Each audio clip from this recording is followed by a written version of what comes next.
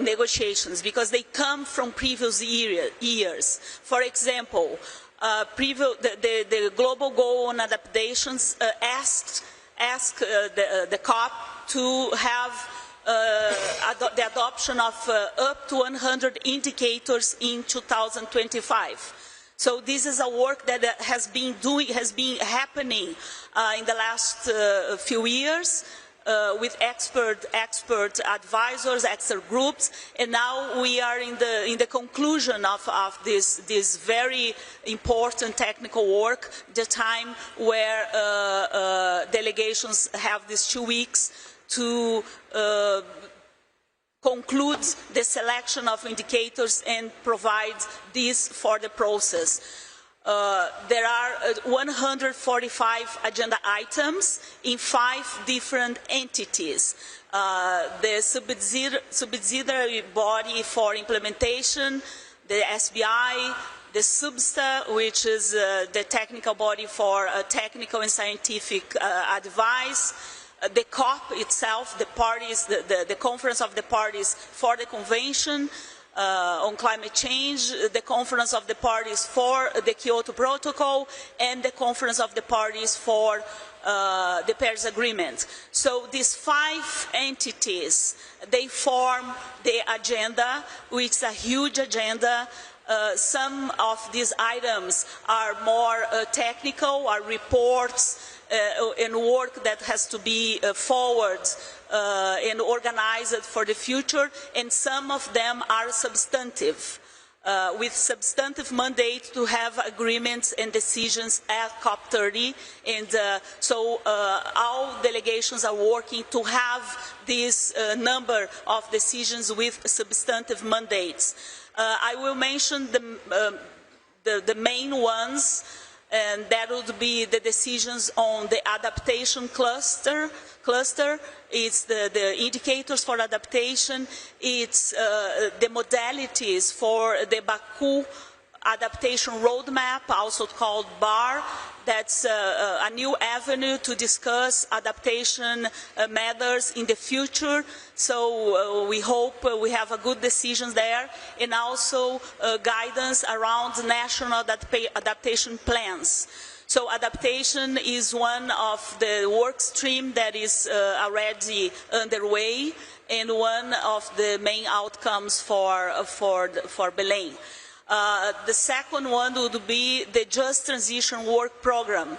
Delegations have to agree here how this work program will be organized. It's a decision that was for COP29. We didn't have agreement there, but we are advancing into have this work program structured here in Belém. The third one would be the dialogue on how to implement the GST. Is a work that we are also picking up from last year, where we had very constructive progress in the Bonn session. That is the middle of the year where these negotiations start. And we are also having this, highlighting this topic, how to implement the first global stocktake of the Paris Agreement. Other than that, we have very important work on technology, on finance. Finance is the discussion around the finance, how finance flows must be aligned, must be consistent with developments of low carbon economies. How this discussion can be made under our UNFCCC process. And another highlight that I would like to bring is the Gender Action Plan. Also, the Mitigation Work Program is where parties discuss their experiences on mitigation efforts. And we also aim to get a decision on the mitigation work program here in Belém. So there are many mandates. They encompass the whole framework of the climate multilateral process, mitigation, adaptation, means of implementation, finance, technology, and capacity building. So there is a lot going on, and this translates into the number of people going in and out of the rooms. And what we are doing is to provide them the necessary spaces, the negotiation time that each topic deserves in order to get to these outcomes in the end. Thank you. Thank you, Liliam. Túlio. Thank you, Ambassador. So we launched presidency consultations as part of the compromise for the agenda. Am I speaking too close to the mic? Okay. And the presidency consultations are focused on issues related to 4 agenda item proposals. 9.1, which is the legal obligation of developed countries to provide finance to developing countries, unilateral trade measures, the nationally determined contributions synthesis report. Am I okay? Yeah. Is it working now? Wonderful. That's better.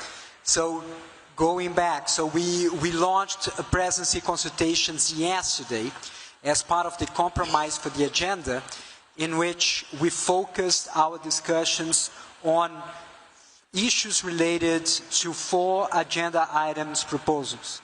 The first one, Article 9.1 of the Paris Agreement, which relates to the obligation of developed countries to provide finance to developing countries. The second, unilateral trade measures. The third, the synthesis report of nationally determined contributions. And the fourth, biannual transparency reports. We had a very inspiring dynamic. The first session was supposed to last 2 hours. It lasted for 4 whole hours. The second session, 2 hours again, is lasted 3 hours, only because we had to give the space of the room. And the reason why we spent 7 hours in total was because we were able to have a dynamic in which parties were building on each other. And a dynamic that we hadn't seen for a long time. Today we will resume the presidency consultations at 3 p.m. This is supposed to last 1 hour, and this will be followed by a stocktake plenary at 5 p.m. And most importantly, what we saw was that the spirit of the mutirão was not only raised a number of times by all delegations, but actually they all acted in that spirit. We had also this common understanding that we are finally transitioning from negotiation to implementation, and there are some common threads emerging, especially around the need for us to significantly enhance cooperation and implementation. So this is the red lines, but the headlines, but we are more than happy to answer any additional questions that you have. Thank you. Thank you, Ambassador André. Thank you, Ana Toni. Thank you, Ambassador Chagas and Túlio, for those remarks. Now we will open up for questions. As a reminder, please, we kindly ask that only members of the press pose questions. So please ensure your media badge is clearly visible when doing so. Let's go over here to the gentleman in the front, in the first seat. Yeah. Thank you. This is Tim McDonald from Semaphore. Ambassador de Lago, oh, can you hear us okay up there? Sorry, I'm here. Yes, sorry. President Lula spoke a bit last week about the need for a new roadmap on the transition away from fossil fuels and how to achieve that. Is that something that you are specifically hoping to have agreement on by the end of this COP, and what kind of work is going on to achieve that? And I'm also wondering if that would be something you would expect to work with on the International Energy Agency, especially since they had their big report today showing that under current policies, oil and gas use is expected to continue rising through 2050. Thank you. And we'll take 2 questions at a time. We can all go over to our colleague over there. Do you have the 3rd one, 4th one? Yeah, thank you. Yeah, thanks. Olá, boa tarde, embaixadores. Sou Lia Riso, da Exame. Nós tivemos a informação desde o primeiro dia de que a Índia tinha uma posição muito mais firme em relação... Eles já haviam levantado a questão do artigo 9.1. Oi? Perdão. Não, um minuto. Pode falar mais alto, por favor, Lia? Oi, claro, desculpem. Ouvindo agora? Então tá bom. Nós tivemos algumas fontes a informação de que a Índia tem sido um pouco mais resistente nessas negociações de adaptação. Desde Baku, eles são muito firmes na questão do artigo 9.1 do Acordo de Paris.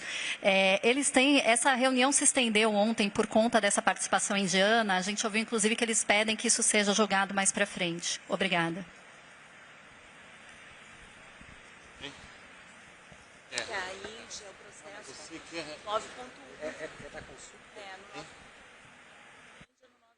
Sorry, could you please clarify whether your question relates to the presidency consultations? Sim, com as consultas sobre a pauta de adaptação. Obrigada. Regarding President Lula's statement, I think that the key reference is what Brazil put in its NDC, that we would welcome if there was this kind of discussion and that Brazil would participate in that. I think this is the key basis on which President Lula is talking about that.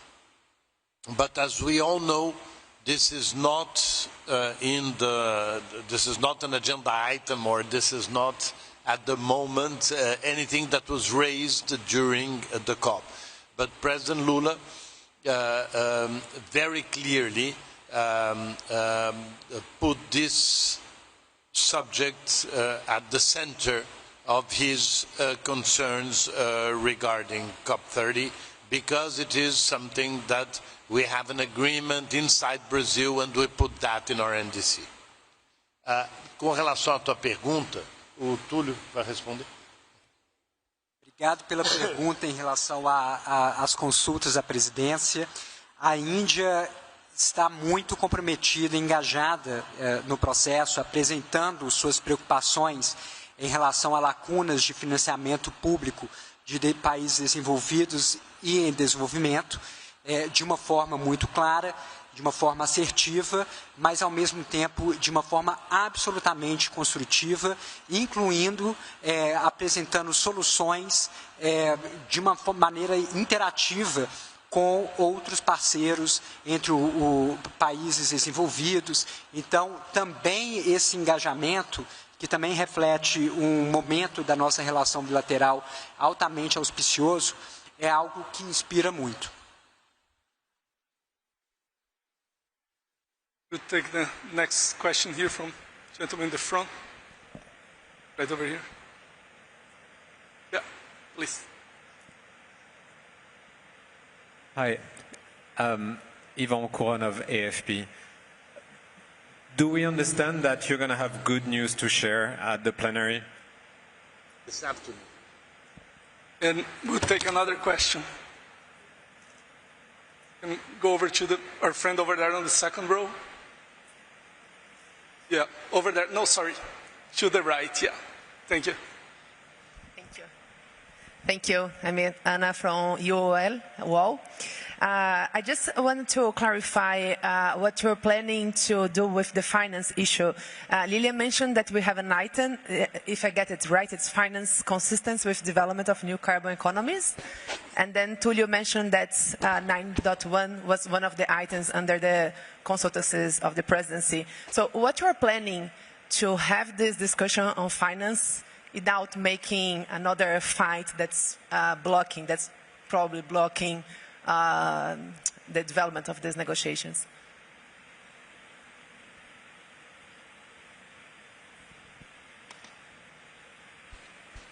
So if I could answer both questions because they are very related. This is a very complex process in which we had parties, especially on Sunday when we were finalizing the agenda in our consultations, parties very far from one another.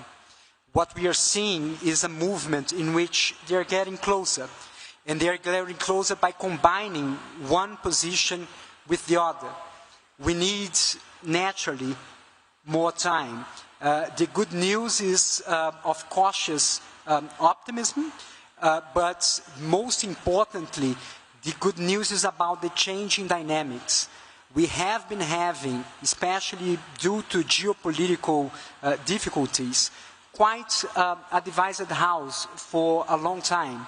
What we are seeing now is a healthy dialogue that we haven't seen in a long time. This is already very good news. In terms of how can we deliver expectations, we need much more time, we need more conversations, we need this dynamic of building on one another to continue, including in terms of finance.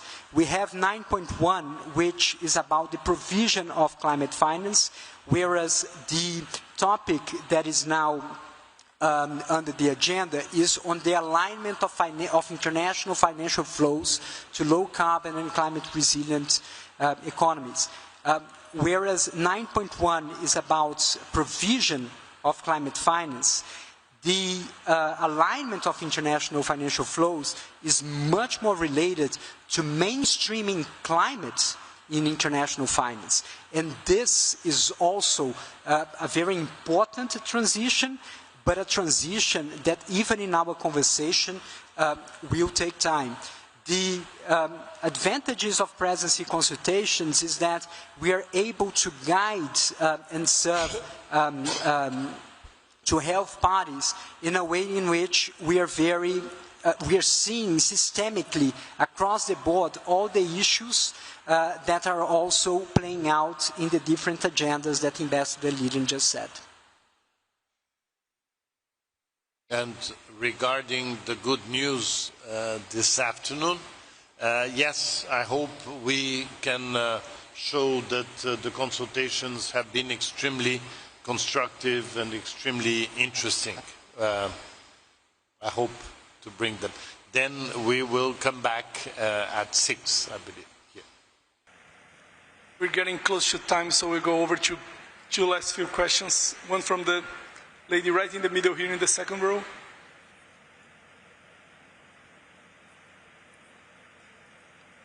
Yes, thank you. I am Claudia Antunes from Sumaúma.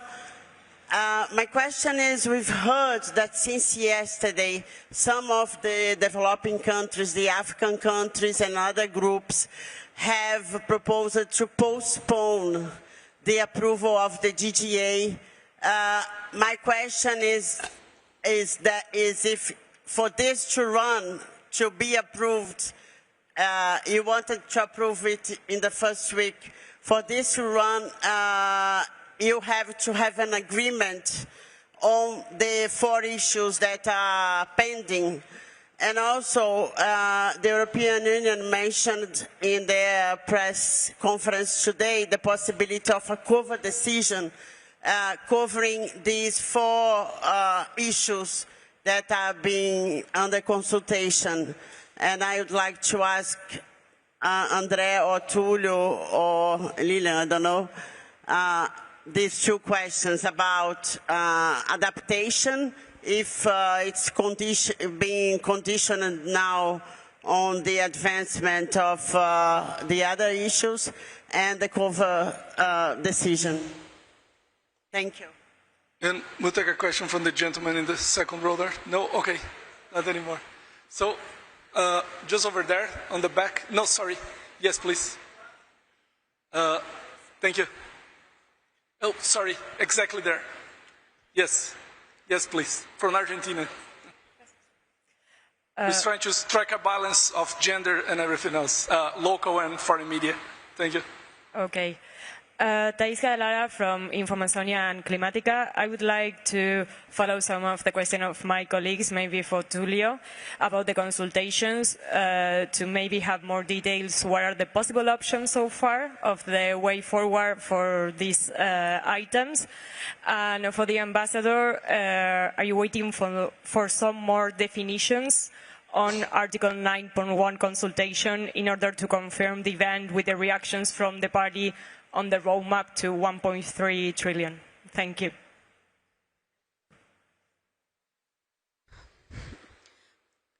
Claudia Antunes, thank you for your question. The mandate for COP30 is to parties to agree to select up to 100 indicators for the global goal on adaptation. This is mandate for this year, and as presidents of the process, we think that one very concrete way to strengthen multilateralism, to demonstrate that the climate process is advancing, is resilient, is strong, and it continues to be beneficial to parties, is that we fulfill these mandates. So we will do whatever we can we have time. You know, this is day 2 of negotiations. We have until the end of the next week to work on these indicators. And it's also normal in these negotiations to have at the second week the support of ministerial pairs, one from developed countries and one from developing countries. These pairs have been selected. They will be announced to parties very soon. And in case of the indicators for the GGA, we will count with the help of Germany and Kenya to... Oh? Sorry, just, but Germany is certain to advance this work. You know, the mandate is for this COP. So whoever wants to change that will have to convince 197 countries, because Brazil is intending to fulfill the mandate. Then perhaps on the question about possible options so far, so what we have been having is a very safe space in the presidency consultations, and that has been the role of the presidency, to ensure that the space is safe for every single delegation, for them not only to share their concerns, their vulnerability, but also to present solutions. And this was an ask that we had, for parties not to bring problems, to bring solutions, for parties not to restate positions, but to meet one another with alternatives. And we feel that we have been having that safe discussion. So this is not the moment for options, but rather a moment for different alternatives to be combined. So more than alternative options, a combination of different priorities.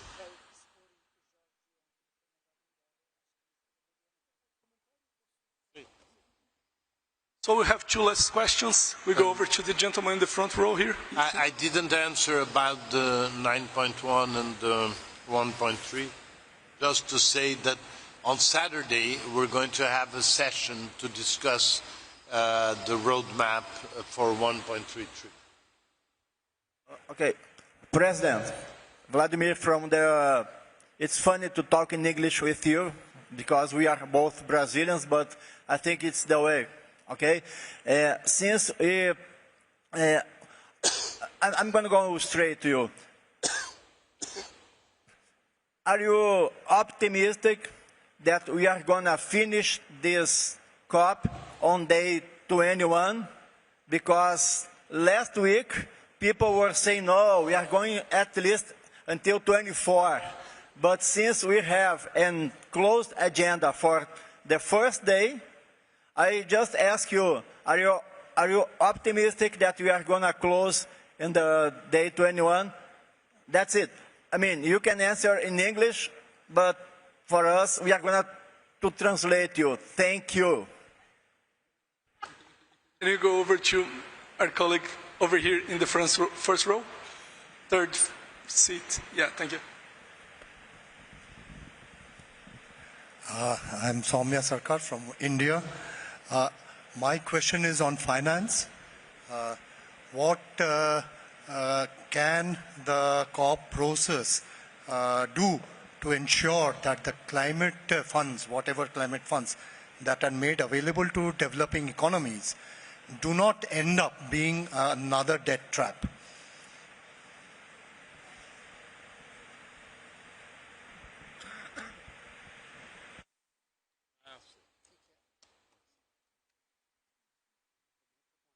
So, well, I am hoping that we're going to end on the 21st. Okay? We will try hard. And I think that we have some indication. You know, this is a party-driven process, and the parties have been very constructive. We're having really a very good mood among the parties. We've also had very good interaction with the observers. We had very interesting discussions yesterday. So I think that there is a strong indication that everybody that is here wants to show the world that multilateralism works and that we're all together to prove that, and I think we are in the good direction. I just want to say something. Apparently there was like a misunderstanding. The Saturday discussion is about the roadmap to 1.3 trillion. Apparently there were some people that thought it was the first question was about the possible roadmap for the fossil fuels that you mentioned, President Lula mentioned.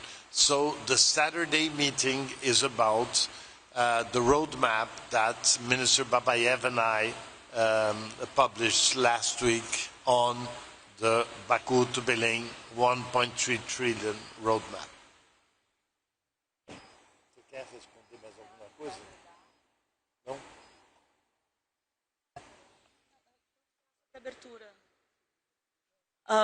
Just to complement COP President, we were telling parties that COP30 would open on 10 a.m. on 10th of November and would conclude its work on 6 p.m.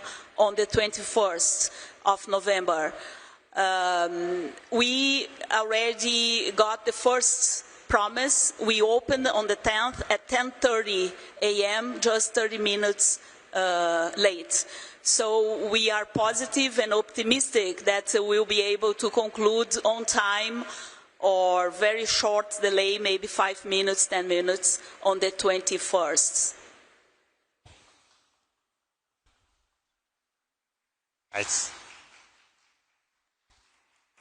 And also with a full plenary, with the observers, the press, and all people who are concerned with climate change in 2025.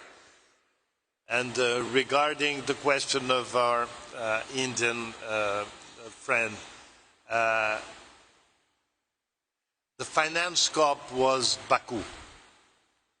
And the decision there was taken, but there was that continuation somehow, because there was that mandate to have the roadmap. And I think that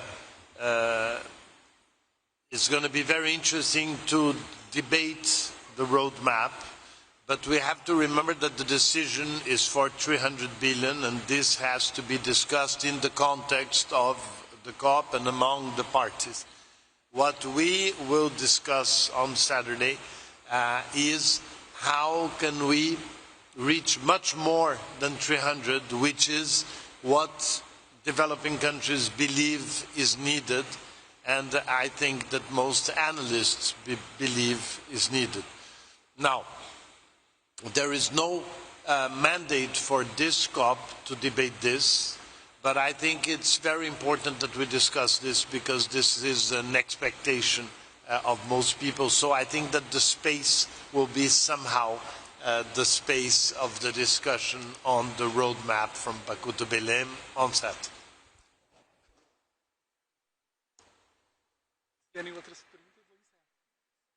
Thanks everyone. Thank you everyone for joining us today. As a reminder, we're having more than one press conference a day.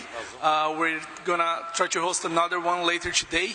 And beginning today, we'll meet here at 1:15 p.m. and at 6:30 p.m. Where we'll discuss other subjects. If you're following us on the WhatsApp channel, you won't miss anything. We'll stay in touch. Thanks so much. Thanks for your interest.